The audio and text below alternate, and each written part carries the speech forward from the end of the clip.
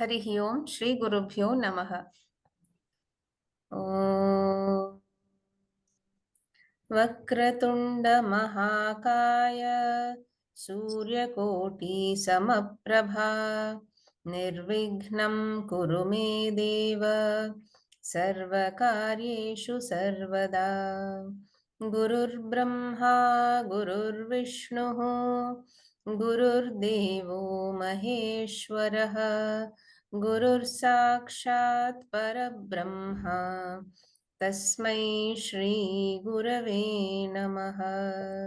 तस्मै श्री गुरवे नमः। Namaste friends. Wishing all fellow seekers a very happy, prosperous, fulfilling and glorious 2025.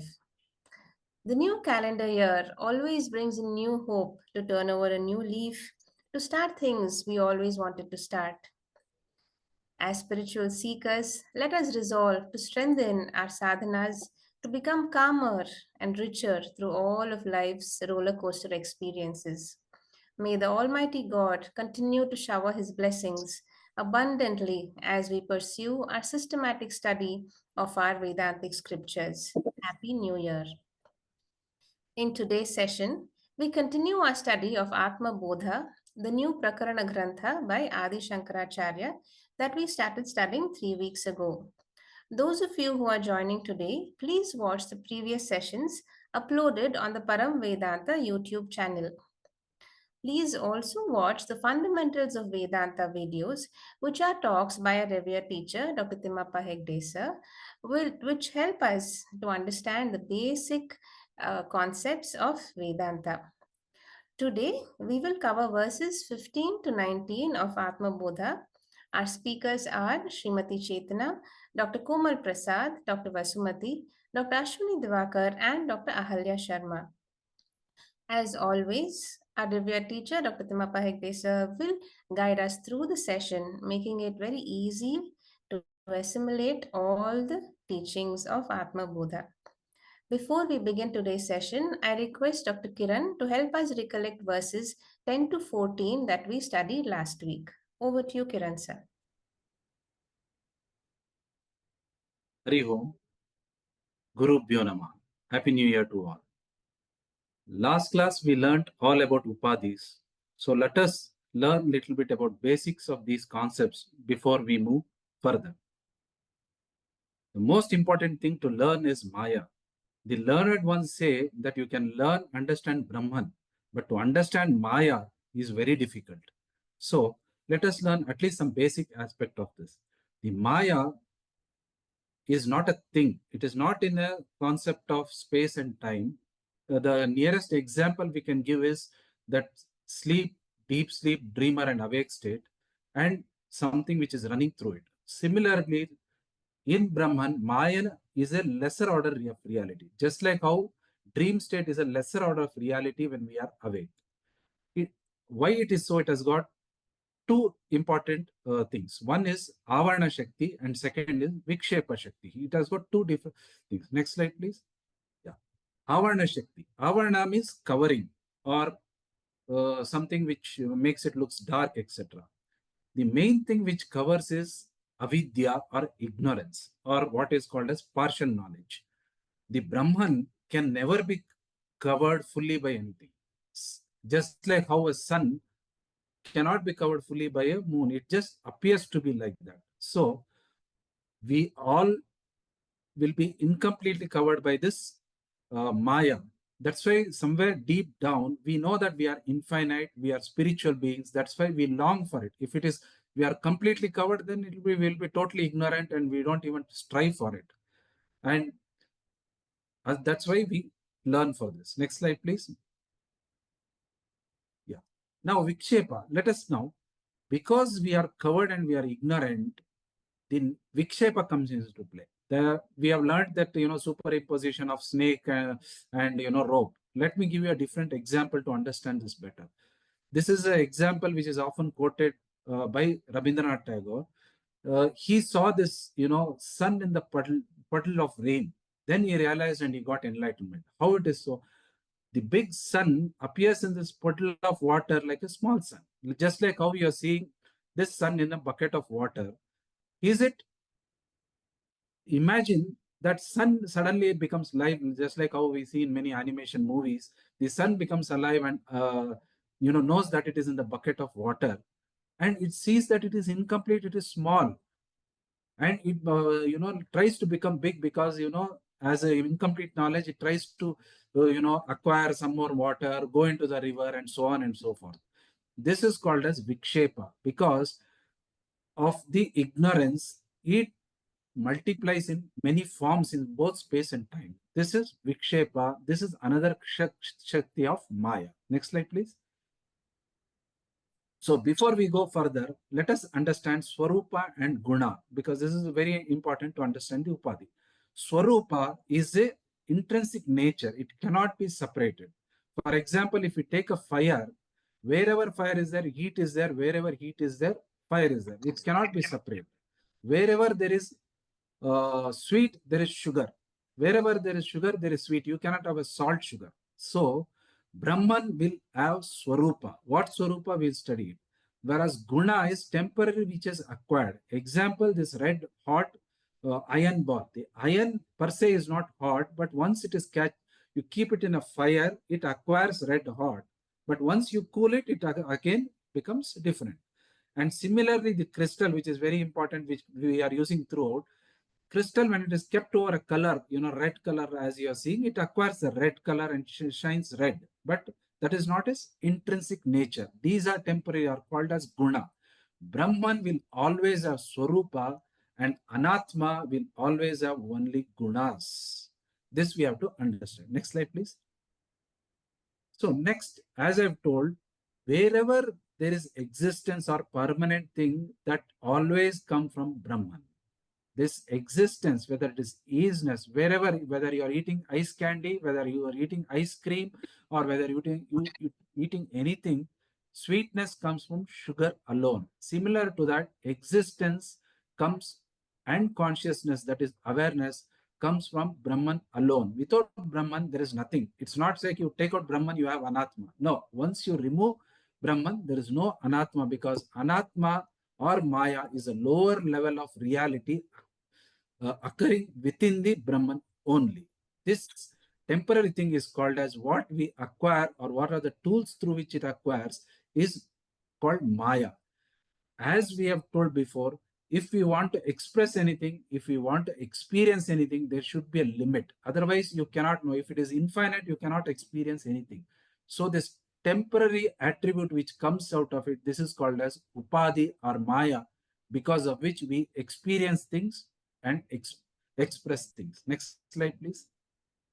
So this Upadhi cannot be somewhere else separate. It has to be close to it. How close is it? It is like as heat of the fire. It has to be close, and Brahman and Upadhi has to be together, just like how we have this mixture. Next slide, please. So the 10th verse goes like, as the omnipotent space, the Lord is there, or the consciousness, because of this distinctness, that is, I told, because of this upadhi, or the temporary thing which makes it, just remember this sun in a bucket of water, it feels that as if it is small and restricted, or having individual things. It may be human beings, it may be animals, it may be world, it may be creation.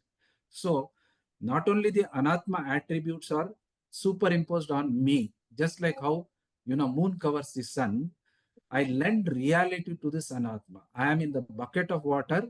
I lends to the sun, and I become as if this bucket of water becomes a sun. And I consider this world to be real. In short, because of the upadhi to express and experience, I alone have played this game. Next slide, please. And these attributes are not me, whether I am, whether it is a caste, jati, whether it is a varna or anything, it is because of this upadhis or distinct tools or through which we are expressing, that makes it appear. The three things which are taken up is Stula Sharira Upadhi, Sukshma Sharira Upadhi, and Karna Sharira Upadhi. Next slide, please. Now, Stula Sharira Upadhi. Let us see this crystal. Once it is crystal is placed over a colorful thing, it acquires this colorful thing and it brightens. Similar to that, this body, that is the grossified body, Panchikrita body, acquires many things. How it acquires and what it shows. It shows I'm fat, I'm handsome, I'm beautiful, I'm healthy, etc. Why it happens? It is not because of Brahman's mistake or anything. It was because of the karma sanchitam. That is collection of karmas from many lives. That is why a child may be born very healthy, but another child may be born defective. This is because of, as we are attached to karma, the body, the karma plays into the being. This body has got experiencing or is a subject. It is the field in which everything plays. The Sukshma Sharira or mind we cannot see. Whatever it is think, it is expressed through the body alone. We see he is angry, he is sad, etc. All everything is experienced to this body. This is not like dust where you have to wipe it out or anything. This is like as you have kept a crystal on a thing, as long as this body is there, we are experiencing this karma, this prarabdha, etc. This, once we understand it, still it will be playing, we know it, but once we remove out of the color, we become the crystal. Next one, please. Next, we move to Sukshma Sharira. Here what happens, the same five five Panchabhutas before Panchikruta, that is, Panchikruta means grossification, where all components will mix in the form of half of one and one fourth of the other. That we will learn it further. Because of this fivefold thing, this experience, this becomes, what are these mind and Sukshma Sharira? These are instruments of experiences. And what are these things which experiences? Naturally, the prana experiences hunger, thirst, etc. Whereas the mind experiences anger, jealousy, whereas buddhi or intellect experiences intelligence and dullness. This is all through upadhis. Next slide, please. And the last, but the thing is Karana Sharira or Ananda. What is this? Avidya. This is also called as indescribable and beginningless, because this is the Karana or causal body. Here, only the ignorance is at play. The previous I told Vikshepa, that incompleteness and completeness has not occurred. Actually, Karana Sharira, there is no body, it is only ignorance. That is why in deep sleep, we are always in that happiness and we feel better.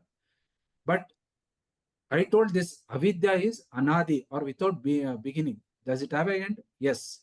I don't know Chinese, but once I learn Chinese, that becomes the ignorance about Chinese ends. That is why even though Maya or avidya is anadi, it has got an end, whereas Brahman is both anadi and infinite. Next slide, please. So further leading, because this Ananda is having only a component of Atma and Avidya, there is no need of any experiencing tool. What we told mind, etc., is not known. That is why it is not needed. That is why in sleep, as soon as we are not aware of our body, as soon as we get up, we say we have had a good sleep. Next slide, please. In short, just to condense, Maya understanding is very important, because if you don't understand, you reverse it, it is yama. You get in the cycle of birth and death. It has got two things. One is avarana or ignorance, another is vikshepa or projection. Because of avarana, we experience, or our body experience, the stula sharira and whatever it does. And because of vikshepa, we experience both the jagat, the dream and the real. And whatever it associated with it, we experience it. Next slide, please. And in the next classes, we will divide the same thing into 5 components and learn each one how it plays and what are the upadhis involved in it. But remember, just like how I told, I am other than this, because these are all have beginning and end, whereas I am neither have beginning or end, neither I have effect nor I have cause. So I am not subject to modification of everything. I am the witness to all of this. This we need to remember throughout our uh, class and contemplate on this. Thank you very much. Tadashivasamarambam Shankaracharya-madhyamam Asmadacharya-paryantam Vande Guru-paramparam. Om. what are the scriptural texts a student of Vedanta must study. If you can see the slide and if you can read Sanskrit, you will read perhaps one of the most important texts is the Bhagavad Gita. The Vedas, which are the source book for Hindus, are voluminous. Fortunately for us, Sri Krishna has condensed the entire Vedas into the Bhagavad Gita with 700 verses. Adi Shankara has mentioned that the study of the Bhagavad Gita is equal to studying of all the Vedas. Bhagavad Gita is part of Vyasacharya's Mahabharata. It is in the form of a dialogue between Lord Krishna and Arjuna. Just as democracy is of the people, for the people, and by the people, the Bhagavad Gita is composed by a householder, Vyasacharya, for a householder, Arjuna, and here all of us, delivered by a householder, Lord Shri Krishna. It is a user's manual for a man steeped with all worldly issues and therefore so very relevant to all of us. What is the message of the Bhagavad Gita? The essence of all Upanishads, as given in the Chandogya Upanishad, is although we think we are ordinary, we are not ordinary. We are already that. And in Sanskrit, there is a very cryptic phrase. These are called Mahavakyas. And the phrase is Tat Tvam Asi. Tvam means you, Tat means that, you are already that. Which means our essential nature is divine. Our essential nature is infinite or limitless. If my essential nature is limitless, then why do I experience so much of limitations? The example given is your water tank is full of water, but when you open the tank, when you open the tap, no water. That means between the water tank and your tap, there must be some obstacle. So between me, the true nature, and the experience of my true nature, there are certain obstacles. The obstacle is clearly in my mind. That is why when we are fast asleep, we have no experience of any form of limitations. And because there are no limitations whatsoever, we are like limitless, and therefore, wherever there is limitlessness, we experience anantatvam or ananda. The moment we wake up, what is waking up? Waking up means when the mind wakes up. That means the Parabrahma, Paramatma in all of us now is filtered through the mind, and the mind has got three basic problems. These are the three levels of obstacles. Technically, and this I have discussed earlier also, these are called mala or impurity. The mind has got certain desires like kama, and from kama comes krodha, lobha, moha, mada, matsarya. Now, this is an intrinsic aspect of the mind. The mind cannot be happy as it is. It has got a desire, and from desire is born all other impurities. The other problem of the mind is called vikshepaha. Vikshepaha means, just watch your mind, so difficult to keep your mind still. The mind tends to be restless. The mind tends to wander and therefore become aware of the second problem of the mind, that is called restlessness. The third is called avarana. We are all born with the mind which has a basic limitation, that the mind does not know that I am limitless, I am ignorant. So therefore, all our scriptural work, all our Vedantic work is to awaken that aspect of the mind, the intellect, that I am not a limited being. How does the Bhagavad Gita do? The Bhagavad Gita has got 18 chapters. The 18 chapters can be divided into groups of 6 called Shatkams. And each of these Shatkams deal with certain sadhanas. The first Shatkam deals with the sadhana of Karma Yoga to purify the mind of Mala. The next 6 chapters treat us or train us with the sadhana of upasana to make our mind less and less restless, more and more quiet, through bringing bhakti, through bringing love, through bringing various forms of meditation. And the last 6 chapters, which talk about spiritual knowledge or jnana yoga, beginning with the 13th chapter, where Sri Krishna tries to tell us, you are not the kshetram, but the kshetrajnam, the one who is the experiencer of all these things. So this is a great gift that has been given to us. So we have the entire Veda summarized in just 700 beautiful verses. But of course, it is in Sanskrit, and therefore we have to learn some bit of Sanskrit because English translations will not do. English translation is a poor method of studying the Bhagavad Gita because the Gita has beautiful poetry, and you can see the beauty of the poetry when you learn in the original language. Also, in addition to learning the Bhagavad Gita in Sanskrit, not in translation, it makes such a difference if you have an acharya who has understood, who is living the Bhagavad Gita.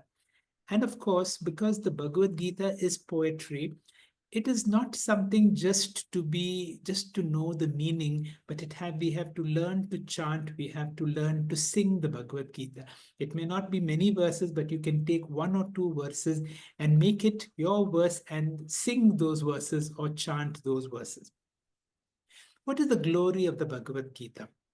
The glory of the Bhagavad Gita is summed in one of the Gita Dhyana shlokas. Sarvopanishado gavo dogda gopala nandana. Sarvopanishado, that means the Upanishads can be compared to a cow, and the essence, that is the milk of all the Upanishads, has been extracted to us by the milkman, that is Sri Krishna, and gives it to all of us who are represented by the calf. That means we get the essence of all Vedanta.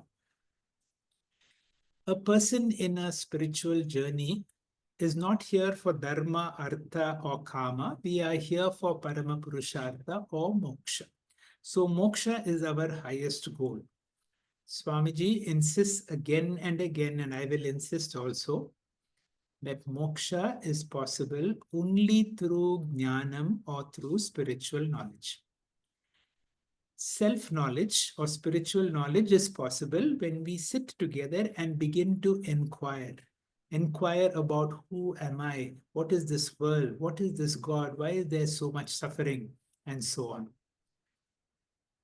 Vedanti Vichara is possible only through Guru, Shastra, Upadesha, and that is why we've said what a wonderful tool the Bhagavad Gita is to study our true nature. To repeat once again, we are here for liberation or moksha. Moksha is possible only through Atma Bodha. Atma Bodha means my true nature. Bodha means knowledge. And Atma Bodha is possible through a form of a dialogue and an inquiry. And this is facilitated by the help of scriptural study under the guidance of a guru. Adi Shankara, who's written a commentary on the Bhagavad Gita and also has brought out the Bhaja Govindam song. In one of the concluding verses of the Bhaja Govindam, he says this, Bhagavad Gita kinchid adita. If you're able to study the Bhagavad Gita just a little, he says, Yamena na charcha. You are no longer in the domain of Yamadharmaraja. You are beyond the clutches of Yamadharmaraja because you have moved from death to deathlessness. You have moved from Kala, from time to eternity, when you have discovered your true nature. So the first text, the glorious text that is available for us is the Bhagavad Gita. And as students of Vedanta, let us make this a yearning that I want to study the Bhagavad Gita. Let me study the Bhagavad Gita chapter by chapter, verse by verse, under the guidance of a guru. And each of these verses will be able to give me real wisdom. Once we have some idea of the Bhagavad Gita, you will realize, can I go to the source book of the Gita, that is the Upanishads. The Upanishads are also called the Vedanta. Osho, also known as Bhagavan Rajneesh, has this to say about the Upanishads. We are entering today into the most enchanting and the mysterious world of the Upanishads. The Upanishads are the highest as far as spiritual quest is concerned. Never before and never after has human consciousness attained to such Himalayan heights. The days of the Upanishads are truly golden. In the Bhagavad Gita also, because the Bhagavad Gita is a summary of all Vedas, it summarizes the Veda Purva and the Vedanta. Those portions of the Bhagavad Gita which talk about the Vedanta, suddenly when you come to the Vedantic portion within the Bhagavad Gita, you experience this enchanting, mysterious, and something so superlative. The Upanishads again are from the Vedas, and it is written in Sanskritam. Sanskritam is the oldest language in the world. The word Sanskritam is other than Prakritam. Prakritam means raw, unrefined, whereas Sanskritam means refined, transformed. So many people who have become enlightened have brought their enlightenment into the language, and therefore you see a lot of transformation in the Bhagavad Gita. For centuries, it has been an oral tradition. That means the language predated script. That is why from father to son, it has been transmitted by what is called Karna Parampara. It is by audio only. There is no written script. And much later, the Devanagari script was used to be able to write these Samskrita texts. What is the meaning of the word Upanishad? Upa means samipe or nearby. Upa means going close to a guru. Ni means to sit down, but at a lower level. Teaching can come only from a higher level to a lower level. Shad means destruction. Destruction of what? Our feeling of limitations, our feeling of bondage, because these are only experiences which are not real. There is one Upanishad among the 1,000 odd Upanishads. There are more than 1,180 Upanishads. The example I am giving is from an Upanishad called Muktikopanishad. In the Muktikopanishad, the teacher is Lord Rama. The student is Anjaneya or Hanuman. And in this Muktikopanishad, we know that there are so many Upanishads at one time, more than 1,000. As of now, around 100 odd Upanishads are available. Of these, 10 have been commented by Adi Shankara, and wherever the commentary by Adi Shankara and other great masters are available, scholars call such Upanishads as major Upanishads. That means, for example, Kaivalya Upanishad, Amrita Bindu Upanishad do not have commentary by Adi Shankara. They are called minor, but there is nothing minor. If you study those Upanishads, you will see the messages is as pure, as lofty as any other Upanishads. But why do we study these major Upanishads? We will see, because for one important reason, these 10 give a complete teaching that you have, and also Vyasacharya has used quotations from these Upanishads in his Brahma Sutra. These 10 Upanishads have come from the 4 Vedas. From the Rig Veda, which is the biggest of all the Vedas, we have the Aitareya Upanishad. The Yajur Veda can be subclassified as Shukla or the White School, which has 2 Upanishads commented by Adi Shankara, Brihadaranyaka and Ishavasya. And there is another school called Krishna or the Dark School, which is Taittiriya and Katha Upanishad. The Sama Veda has got 2 Upanishads commented by great masters, that is Keno Upanishad and Chandogya Upanishad. And then we have the Atharva Veda, which has at least three major Upanishads like Prashna, Mundaka, and Mandukya, and one minor Upanishad, which like Kaivalya Upanishad, which is recommended that we study all these Upanishads. I have spoken to you about the Bhagavad Gita, I spoke to you about the Upanishads. But the question is, how many Upanishads should we study? When this question was asked to Bhagwan Ramana, he said, to see yourself, how many mirrors do you need? Our scriptures can be compared to a mirror. When you see yourself in the mirror, you not just see your body, you begin to see who you truly are. And therefore, even one Upanishad studied thoroughly is enough. The Upanishads are extremely rare. That is the great treasure that we have got from ancient India. It is not available for everybody for three important reasons. One is to get a student for Vedanta. Those of you who are listening are among the rarest of rare. Very rarely a person, even among the religious people in India, very rarely, a very small percentage venture to come into the world of the Upanishads. Very rare. To get a teacher, very rare. And then this topic itself, of course, is so rarefied and so beautiful. That is why these things are extremely rare. The Upanishads, for that matter, all our scriptures answer these 6 questions. What is my true nature? Am I this body, or am I somebody who is embodied in this body? I see a world around me. So I call myself Atma, and what is not me, the world around me, is Anatma. What is this Anatma? If Atma and Anatma is there, there must be somebody who's created all of them. We call that Paramatma.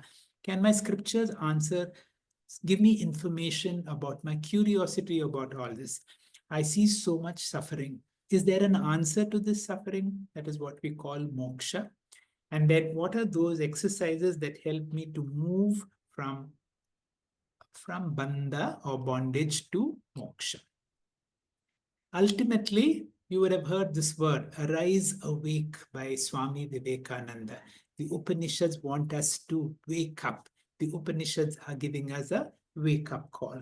To emphasize with once again, what are the 3 important texts? We have to know some bit of the Vedas in the form of the Upanishads. We need to study the Bhagavad Gita. And the third is what is called the Brahma Sutra. Now, all our scriptures can be classified into 6 or 7 heads. One is called the Vedas or the Shrutis. Then you have the Sutra, the Smritis, the Purana, the Itihasa, the Bhashyam, and finally, a group of texts which are called Prakarana Grantha.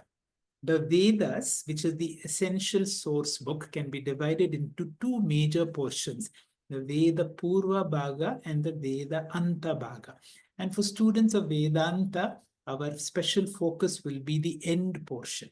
The end portion also means Vedanta, means the more rarefied. The essence of all the Vedas come in the Vedanta.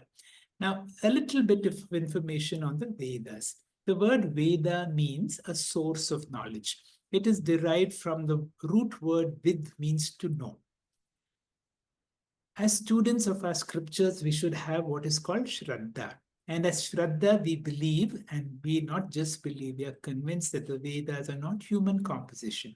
They are revelations by Paramatma, by the Lord himself. And the rishis are the mantra.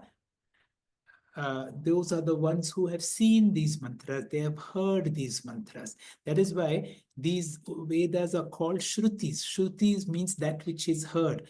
Apaurusheya means they are not human composition. They have been transmitted and received by highly refined people who are the rishis, and they have been transmitted, as I already said, by what is called Karna Parampara, from the ear to the mouth. That means through phonetics, through sound, and not Hasta Parampara, not through writing. So it is believed that they are not born out of human intellect. And the Vedas are also called Pramanam. The word Pramanam means a source of knowledge. 4 Vedas, the Rig, Yajur, Sama, and Atharva. The oldest being the Rig Veda, and it is the biggest. consists of mantras, and most of them are in poetic form. The Yajurveda is in prose form, and most of the Yajurveda mantras are from a great sage called Yajnavalika. As I said, they have two classifications, Krishna and Shukla Yajurveda. The Sama Veda, which is the source of all music, and the mantras there are music. The Atharva Veda are mantras predominantly by two great rishis, Angiras and Atharva Rishi. So the Vedas are like petals with knowledge, but when they are codified and classified, they become smritis and sutras. What are sutras? Sutras where the Vedic knowledge is given in a form of a cryptic statement which is easy to remember. But then they contain loaded information. They are also called alpaksharam, with very few words, saravat, giving the essence, Vishwato Mukham. That means when you look at them in different directions, they are so poetic, they give multiple meanings. Here in sutras and in smritis, the Vedic teaching is given in a very organized and topical form. Example, we have the Brahma Sutra. Why do we have to study the Brahma Sutra? We have already the Upanishads and the Bhagavad Gita. But for more advanced students, if you want to be logically convinced about the importance of Vedanta, that is why we study the Brahma Sutra. There are 555 sutras taken from the Upanishads, essentially, 4 chapters, and each section is called an Adhikaranam. Then we come to the next topic, which are called Smritis. Smritis, again, are, compared to Sutra, they are more elaborate. But compared to the Vedas, they are more organized. They are remembered literature because they are musical, they are poetic. The same Vedic teaching can be in a form that can be remembered. There is another set of literatures which are called Puranas. There are 18 Puranas and 18 Upapuranas. The word Purana means Pura Api Nava. Although they are very ancient, they are very relevant even today because they are truth in the form of stories. For example, you have the Harishchandra Purana. Now, the whole Purana is to give what one Vedic statement says, Satyam Vada, tell the truth. But here it is given in the form of a personification where Harishchandra becomes a personification of truth. Ahankara can be personified as Rakshasas. So most of these 18 Puranas and Upapuranas are by Vyasacharya. Now, there is a nice story about how the Bhagavad Purana has been revealed by Shukadev to Parikshit in the span of 1 week. It is a very interesting story that within 7 days, when Parikshit was cursed to die in 7 days, you could get enlightenment when you know your time is limited and you know that you are here for Parama Purushartha and you have access to a great teacher, and now nothing else is more important. Let me be able to get the truth, and the truth brought out through the Bhagavad Purana. The next important text is called the Itihasa. Itihasa means scriptures which are based on history. Iti means thus, in this way, evam. Ha means definitely. Asa means it has happened. The two itihasas are Ramayana, originally by Valmiki, 24,000 verses, and Mahabharata, 100,000 verses by Vyasacharya. Of course, both the Bhagavad Gita, the principal Upanishads, and the Brahma Sutras have been commented by Adi Shankara and other great acharyas, and these are called Bhashyam literature. Additionally, we have another set of teaching which is called the Prakarana Grantha. A Prakarana Grantha is a supporting text. It is also, it could be a preliminary text or even an advanced text to help us to study the Upanishads of Vedanta. The introductory texts are like what we are studying currently, Atma Bodha. The more basic ones are Tattva Bodha, Viveka Chudamani, and so on. Shri Guru Bhyo Namaha. We continue the study of Atma Bodha. Atma Bodha, Bodha means knowledge. Atma is about my true nature. Unfortunately, Our true nature is not something that can be experienced by our sense organs. It is not yato vacho nivartante aprapya manasasaha. It cannot be described by the mind or by the speech. It cannot be known because it is not an object, it is the very subject. What I feel is my body and my mind, and I think I know myself. And that is the difficulty. In today's topic, in today's verses, which we study from 15 onwards, we have to use a technique, what is called Drik Drishya Viveka. Whatever I see and experience, I am not. The opening verse will be explained by Chetana. Chetana, please. Shri Gurubhyo Namaha. The verse 15 says, Panchakoshadi yogena tat tanmaya iva stitaha shuddhatma nila vastradi yogena sphatiko yataha. On account of its union with the five sheets, pure Atman appears like them, just as a crystal takes up the color of blue cloth, etc., when in contact with it. The same idea, that is the confusion between Atma and Anatma, is being repeated here in a different form. Previously, the Upadhis were divided into three, Sthula, Shukshma, and Karana Shariras, and the division was according to their grossness and subtlety. Now, in this verse, the division is based on five functional divisions of, and hence called as Panchakosha. The five koshas are like layers of an onion, the outermost being Annamaya, followed by Pranamaya, Manomaya, Vijnanamaya, and the innermost is Anandamaya Kosha. The Annamaya Kosha maintains the physical body. The Pranamaya Kosha is like the engine that drives the fivefold physiological functions like respiration, circulation, digestion, etc. The Manomaya Kosha is the emotional function layer. The Vijnanamaya Kosha is judging, thinking layer. And lastly, the Anandamaya Kosha is the bliss layer. And here also, the Pancha Koshas are called Upadhis, just like the Sharira Trayam. Why? Because their function is taken as though it is my function. That is the function of the Atma. And therefore, Shankaracharya says here, Pancha Koshadi Yogena. Atma is identified with the Pancha Kosha. But I, the Atma, cannot have this association with Pancha Yoga, Pancha Kosha. But this association has taken place because of ignorance. Even in the case of rope snake scenario, the rope is mistaken for a snake because of ajnanam. I, the Atma, am Satyam, whereas the body mind is Mithya. Therefore, Satya and Mithya cannot have any sambandha, but still out of ignorance, I, the Atma, gets associated with Panchakosha. And therefore, what happens? Shuddha Atma Tat Tanmaya Eva Stitaha. Through association, this Asanga Atma seems to be in the form of the Upadhi itself. Tat Tanmaya here means Tanmayatvam, which means identifying with something. For example, when we see someone struggling in a movie, we also identify with that emotion. But the Atma is Shuddhaha, it is Asangaha, not attached to anything.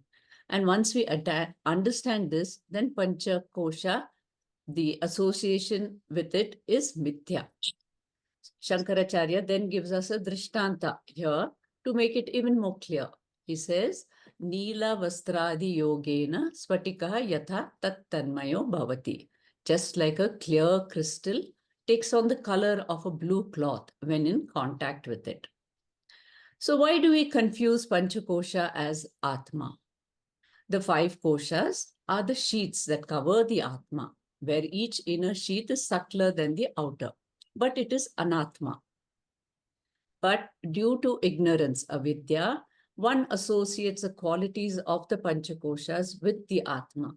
This leads to the confusion between Atma and Anatma. So ignorance leads to misidentification of the Atma with the body, mind, and intellect, which are all part of the Panchakosha. So we mistakenly attribute the qualities and actions of the koshas to the Atma. So what happens when we identify with the Panchakoshas as our true self? What are the consequences? We identify with the physical body and its limitations as our true self. So, aging, health issues will cause anxiety and worry. Death becomes a constant fear. We attribute feelings of attachment, desire, pleasure, and pain to the Atma. We identify with our thoughts and emotions and get caught in a roller coaster of emotions of joy and sorrow. The more we cling to these temporary layers, the more we suffer. It's like building a house on a shifting sand. Then, how do we resolve this confusion? By recognizing the constant changes in the five sheets and their impermanent nature, we should disentangle the Atma from this fleeting identification. Because the Panchakosha obscures our true nature, we should recognize that the Atma is distinct from Panchakoshas. And this confusion can be resolved only through the process of self inquiry and knowledge. True freedom is when you get this knowledge and understanding. We need to shift our identification from the wave to the water, from the impermanent to the eternal. Know that the Atma is distinct from Panchakosha and their qualities. It is pure consciousness, eternal, unchanging, and ever present. So, by cultivating knowledge and understanding, we can transcend the confusion and realize our true nature as the Atma. Finally, by negating the unreal, by asserting the real, recognize our true nature as pure consciousness. This realization leads to liberation. Thank you. Hari Om. Thank you very much, Chetana. To save time, I will not come between speakers. When you see your name, please continue. Dr. Vasumati, please. Om Shri Gurubhyo Namaha. Verse number 16 goes like this. Vapustu shabdihi koshaihi yuktam yuktya avagata tataha atmanam antaram shuddham vivichya tandulam yatha. Tatparya. As from the husk, etc., so also from the sheets, as by thrashing rice in a mortar, so also by logical reasoning, the purity of the self within should be uncovered as the rice grain is uncovered from the husk. Next slide, sir. Till now, Anyonya Aviveka between Atma and Anatma, Kshetra Kshetrajna, Sharira Shariri, Deha Dehi, Satyam Mithya, and Subject Object, etc., has been talked about, which is Samsara Karanam. Here afterwards, this sorting out is going to be discussed elaborately. Next slide, sir. And that is being said here with an example. He says, Vapuhu tushabdihi koshaihi yuktam. Tandulam yata. Tandulam means rice. And tushaha means the cover, the husk, with which it becomes paddy. Now the tandulam is useful to us, but the external covering is not useful to us. If we put it in the mouth, it will only prick us. It is dukkha hetuhu. But inside it is the sukha hetuhu. But we cannot throw away the paddy completely, like throwing the baby with the bath water.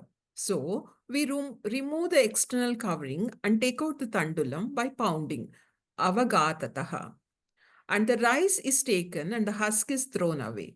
One is upadeyam, to be taken. Another is heyam, to be thrown away.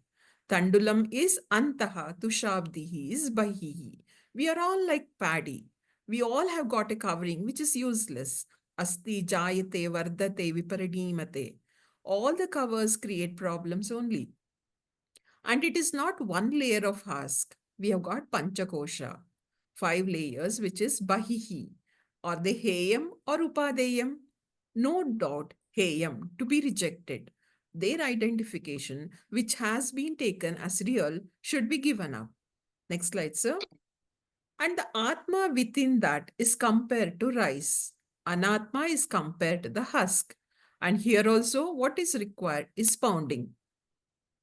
That is what Shankaracharya is doing. Moha Mudgaraha. Mudgaraha is a type of long hammer with a hammer-like implement made of wood and which is used for pounding rice to separate rice from the husk.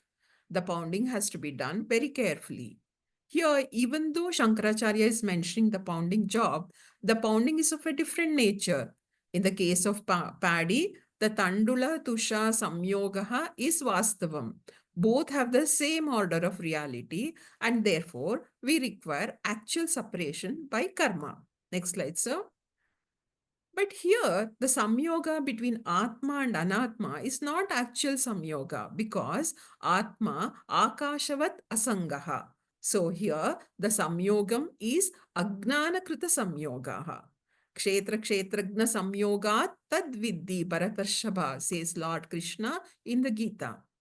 He says that whatever is born has emanated through the union of matter and spirit, that is kshetra and kshetragna. Next slide, sir. Since it is Ajnanakrita Samyoga, the pounding is in the form of Vicharaha, that is in the form of inquiry. First one is Anvaya Vyatireka method. Shankaracharya says Yukti Avagataha. Yukti here means Atma Vivekaha. Is Stula Shariram myself? Is Sukshma Shariram myself? And this method of inquiry is called Anvaya Vyatireka method. And what is that? During Jagrata Avastha, Stula Shariram is there. I am there. During Swapna Avastha, Stula Shariram is separated. A new Vasanamaya Shariram, that is Sukshma Shariram, comes. The body has changed, but I has not changed. I exist in Swapna Shariram. I exist even with when Jagrat Shariram is there. Jagrat Shariram goes, I am. Swapna Shariram comes, I am. Swapna Shariram goes away, I am. And in Sushupti, Karana Shariram comes, I am. When they're there, I am, that is Anvaya. When they're not there, I am, that is Vyatireka. Therefore, I must be different from them. They come and go. I always am. The Shariram comes and goes. This is called Vyavritti. Atma is always there and it is called Anuvritti. So we can call it either Anvaya Vyatireka Nyaya or Anuvritti Vyavritti Nyaya. And these two Nyayas are called here as Yukti. With this Yukti, we have to do the pounding job. And every time we say, I am not the body, one bang. I am not the Sukshma Shariram, another bang. I am not the Karana Shariram, another bang. The banging must continue till all the koshas are removed. So we have to separate Atma and Anatma. That is what he said. Atmanam antaram shuddham vivichya. Vivichya means here viveka. With viveka, we'll have to do the separation. Thank you, sir. Hari Om. Om Shri Gurubhyo Namaha. Coming to verse 17.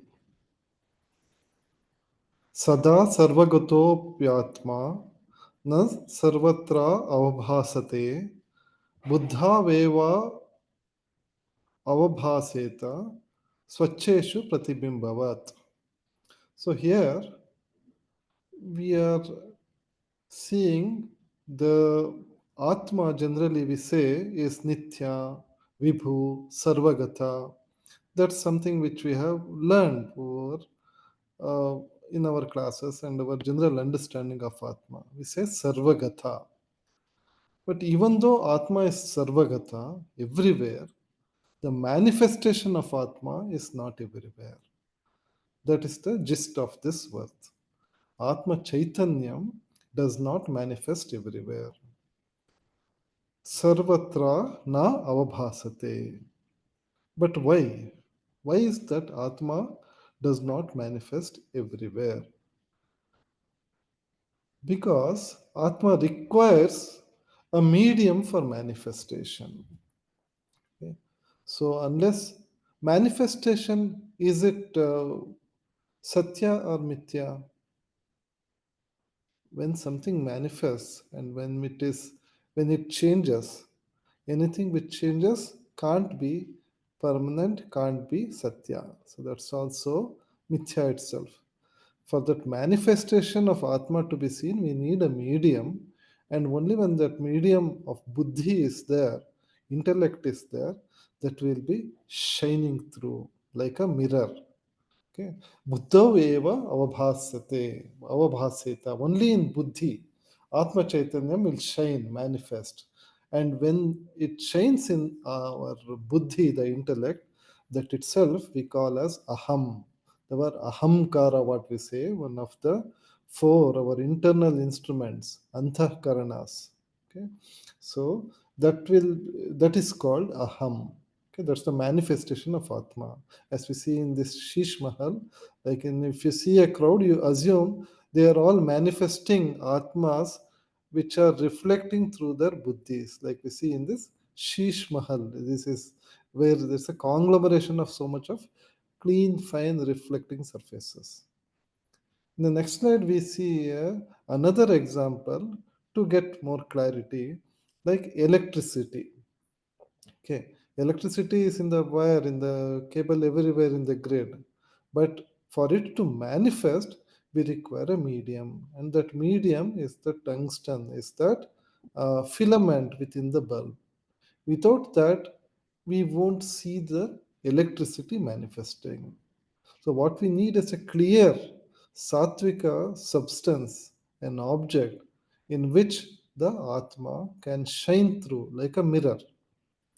Again, in the next slide, we see the example of mirrors.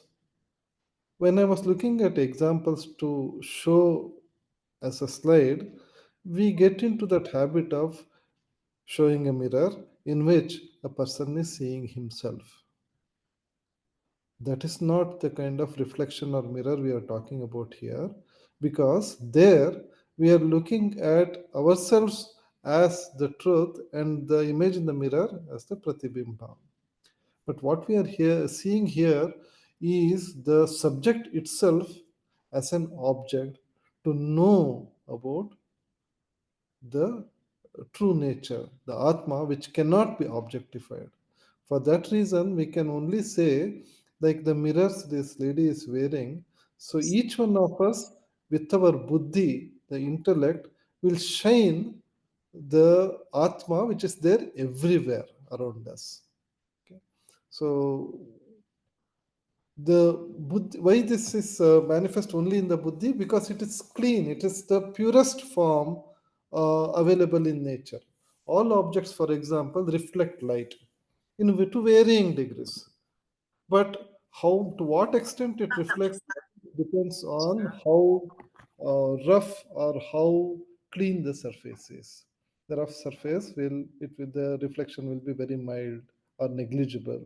Whereas the smoother the surface, the greater is the power to reflect light.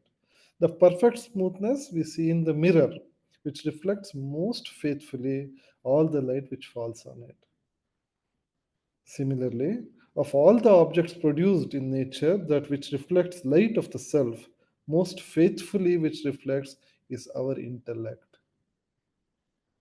We have to again make ourselves very clear that this intellect is also a medium in which Atma is reflected. Chidhabhasa again. That is not the Atma we are finally wanting to know or see. In the next slide, we see a hilarious example, which was a meme which was circulating. So, ek real, baki sab na real. So, we are seeing na real, the coconut everywhere, but only one is real. So here, extrapolating to this verse, we may assume that the buddhi is the real one and everything else is unreal. In a way, it's correct. But here, to advance our Vedantic understanding, we should know that even this buddhi, the light which is shining on the head, is actually reflected light, which is just a proof that there is something other than this Nariel or the intellect which is allowing to shine through the medium which can reflect it. So this is that hilarious example I wanted to take it as an example, but not to take it fully. There are two levels of understanding. One is to take that intellect as the truth, but that is it does not end there. It's again a chidabhasa. We have to go further, and we have to just take it that intellect which reflects most faithfully the light is just a proof of existence of Atma, which is everywhere, Sarvagata, And because of its purity, it reflects as it is, as aham. And through that aham, and that's the only instrument we have to know our true self. So that's the gist of this complex verse, verse number 17. Thank you very much. Om Shri Guru Bhyo Namaha. Thank you, sir. Verse number 18. Dehendriya Mano Buddhi Prakritibhyo Vilakshanam Tadvritti Sakshinam Vidyat Atmanam Rajavatsada. Now, the Tatparya is one should understand that the Atman is always like the king, distinct from body, senses, mind, and intellect, which constitute the matter that is Prakriti and is witness of their function. Next slide, sir. In the verse 18, the property or the factor of Atma, that is what we are seeing here, is consciousness or the Atma is an independent entity or a substance, more like a principle as in electricity and not part of the fan. What our Vedanta Vichara says is Atman is Vilakshanam. It is different than body, mind, universe, matter. So we'll just go through in this 5 steps what it really means. Deha, Indriya, Manas, Buddhi, Prakritibhyo, Vilakshana. Atma is different than the body, mind, sense organs, intellect. Now it completes all this 5 koshas, 3 bodies that previously it's all spoken about. Now, as they are made up of matter like a pot, ghatavatu. Next slide, sir. This tadvritti, even beyond the function of these 5 koshas, tad atmanam vidyat. May we understand that consciousness is different than matter. But how do we recognize this consciousness? Tadvritti sakshinam. Sakshinam here is experiencer or the witness principle. That is, I as an experiencer or a sakshi. Now, to quote Neti Neti from Drigdrishya Viveka, as both body and mind are both objects and the instruments of experience only. What I experience is the object of experience, different from me, the subject. For example, I can experience or I experience this pen. I am not the pen. So the question is how to experience the experiencer or the subject or the Atma. Answer is simple. The experiencer subject can never be experienced as an object because it is the subject. Hence, Sakshinam Vidya. Let us learn to claim the experiencer, Atma, as self, the consciousness principle, changeless witness principle. Where is this consciousness? It's my own self, not anywhere outside. Inside as Sakshi I. The essential quality of being a witness is to remain uninvolved. A witness in a court of law has to be someone who saw what happened, but from neutral perspective. Similarly, being witness to our 3 bodies requires us to consciously remain neutral and not take sides towards likes or dislikes. That uninvolvement is only possible if we see ourselves as not being those sheets. That is, we see them as instruments we are using, but not identify with them anyway. They are ours, we are not them. Finally, Raja Vatsada. Like in the presence of the king who exists independently, Atma too exists independently, more like an Akasha or space. Anatma, the people who depend on the king. King is an independent like a Sakshi or a Swatantra. Therefore, consciousness is the ultimate witness of everything. It does not depend on body or mind for existence. The air of authority, respect, and the confidence which king instills in his subjects merely by his presence is what Adi Shankaracharya wishes to convey by choosing king as a simile for the self in this verse.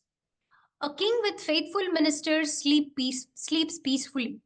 His kingdom runs smoothly and efficiently. He remains a perfect witness of all the state matters.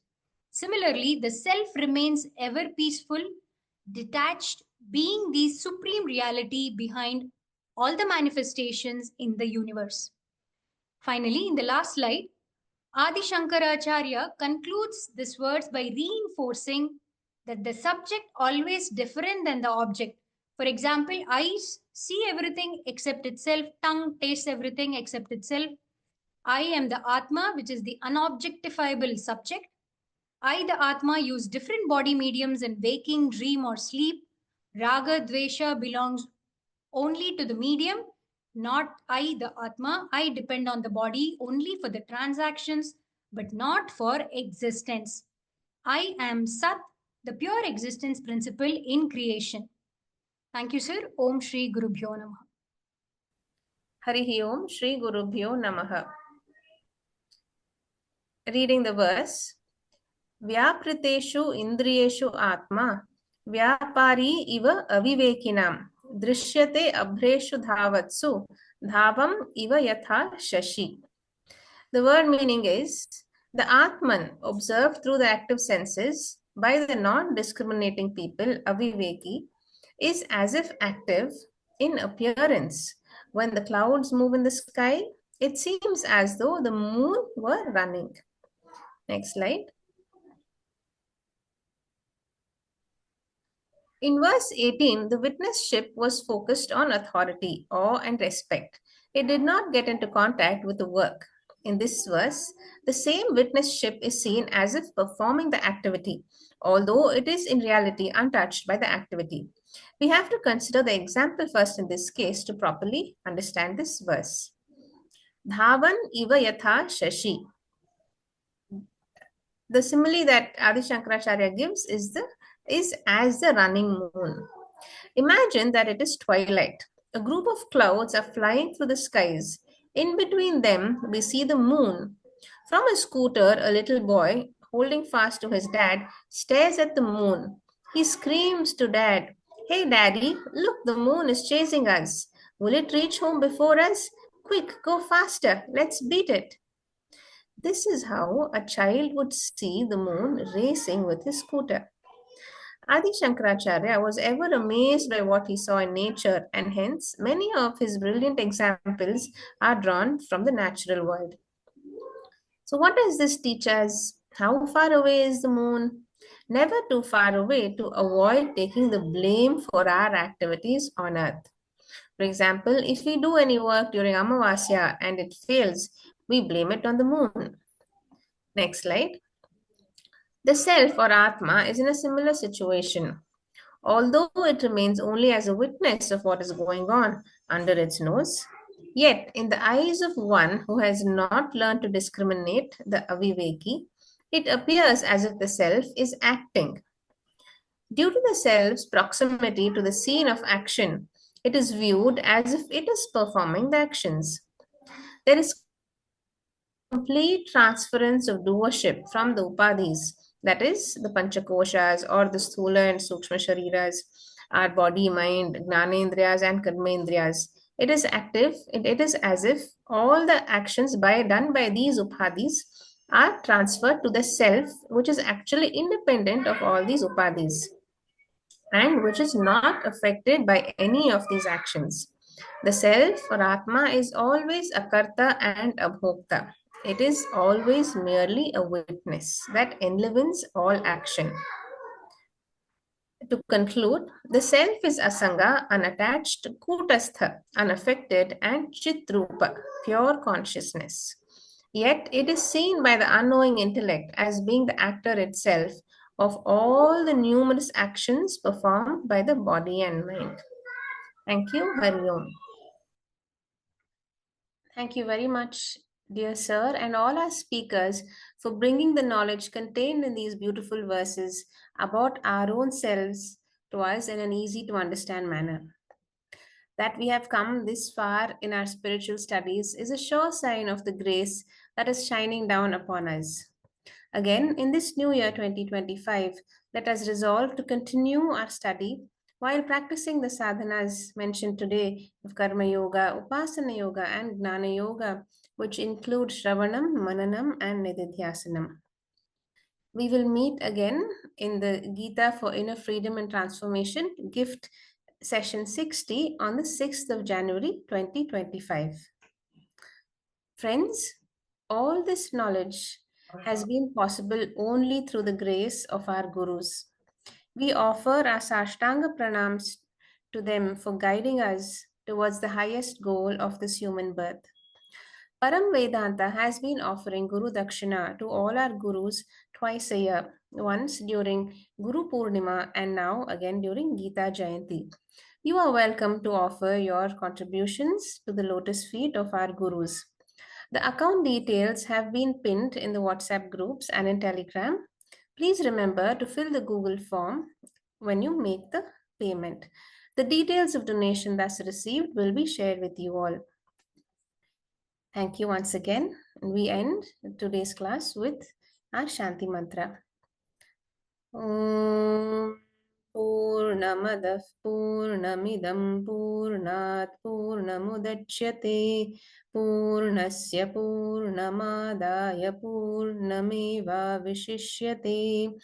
Om Shanti Shanti Shanti Harihi Om Shri Gurubhyo Namaha Harihi Om. Thank you.